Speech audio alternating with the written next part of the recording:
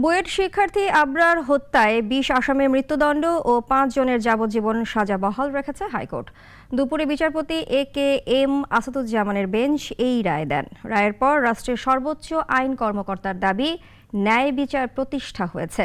অলিউল রনির রিপোর্টে বিস্তারিত। নির্মমতা, নিষ্ঠুরতা সবটুকু দিয়ে যে মৃত্যু নিশ্চিত করা হয়, সেটি হয়েছে বুয়েট শিক্ষার্থী আবরার ফাহাদের ক্ষেত্রে।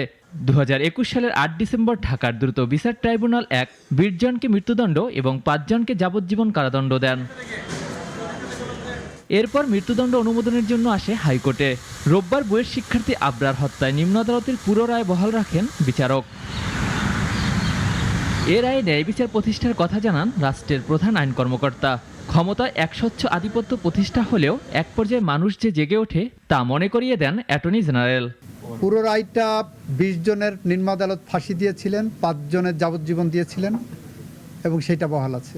এই রায়ের মধ্যে দিয়ে সমাজ বার্তা গেল যে আপনি যত শক্তিশালী হন না কেন, আপনার পিছনে যত শক্তি থাকুক না কেন, সত্য একদিন প্রতিষ্ঠিত হবে এবং ন্যায় বিচার প্রতিষ্ঠিত হবে।